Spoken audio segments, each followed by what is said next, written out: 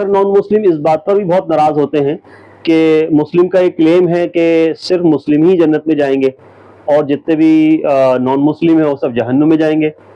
तो इस बात को थोड़ा सा समझने की जरूरत है आसान जुबान में।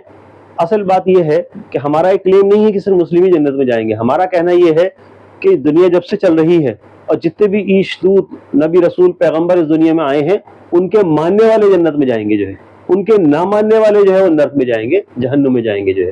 तो ये कहना है हमारा। हमारा कहना सिर्फ ये नहीं है कि सिर्फ मुस्लिम ही जन्नत में जाएंगे। और इसको और आसान भाषा में समझे तो मुस्लिम का मतलब होता है ओबीडियंट, आज्ञाकारी।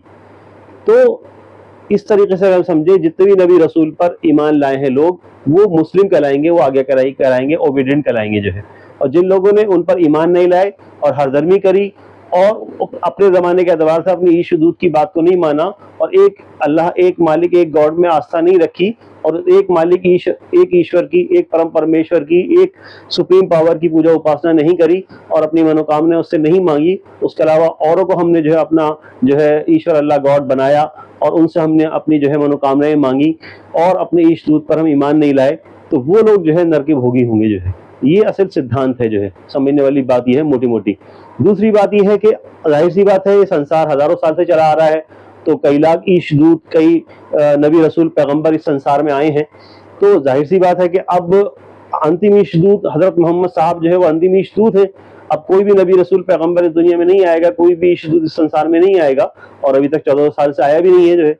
तो कहने का मतलब ये है कि अब जो क्राइटेरिया है वो ये है कि एक ईश्वर में आस्था रखना और उस एक ईश्वर, एक मालिक, एक अल्लाह गॉड की ही पूजा उपासना करना और उसी में ही, उसी से सारी मनोकामनाएं मांगना और सारे ही ईश दूत को मानने के साथ साथ अंतिम ईश दूत हजरत मोहम्मद साहब को भी मानना और जितने भी ईश ग्रंथ आए हैं, ईश्वर ग्रंथ इस संसार में आए हैं उनको मानने के साथ साथ अंतिम ईश दूत, ईश्वर का जो ग्रंथ है कुरान, उसको भी मानना जो है।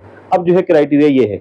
और अच्छे कर्म करना, बुरे कर्म से बचना और परलोक में आस्था रखना, यानी कि हमारे कर्म और सिद्धांत की बिना पर जो है स्वर्ग नरक का फैसला होना है परलोक में। अब जो क्राइटेरिया है वो ये है मोक्ष, सैल्वेशन, निजात का। तो कहने का मतलब ये इन शॉर्ट कि हमारा जो है क्लेम ये नहीं है कि सिर्फ जो है मुस्लिम ही जन्नत में जाएंगे, स्वर्ग में जाएंगे। और असल मुस्लिम उसे ही कहते हैं जो ओबीडियंट, आज्ञाकारी होता है। और सारे ही नबी रसूलों को मानने वाले वो जो है ओबीडियंट, आज्ञाकारी मुस्लिम ही कहलाएंगे और वो सब स्वर्ग में जाएंगे। सिर्फ ये नहीं है कि सिर्फ मोहम्मद सल्लल्लाहु अलैहि वसल्लम की उम्मत ही जो है वो जन्नत में जाएगी, उसके अलावा सब जहन्नुम में जाएंगे। हमारा एक क्लेम नहीं है जो है।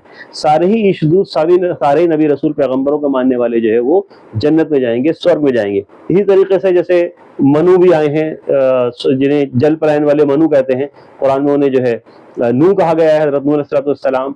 इसी तरीके से मोसेस हैं, जीसस हैं, इसी तरीके से जितने भी नबी रसूल पैगंबर आए हैं सबको मानने वाले जन्नत में जाएंगे जो है। ऐसा नहीं सिर्फ मुस्लिम, यानी कि आमतौर से लोगों की ये धारणा है, ये सोच है, ये परसेप्शन है लोगों का कि सिर्फ मोहम्मद सल्लल्लाहु अलैहि वसल्लम के मानने वाले ही जन्नत में जाएंगे। तो हमारा एक क्लेम नहीं है, सारे ही नबी रसूलों को मानने वाले जन्नत में जाएंगे जो है। लेकिन अब जो क्राइटेरिया वो यही है कि अब क्योंकि अंतिम ईशू हज़रत मोहम्मद साहब हैं तो उनको भी मानना जरूरी है और आखिरी कुरान है उसको भी मानना जरूरी है अगर हमें मोक्ष, सैल्वेशन, निजात चाहिए।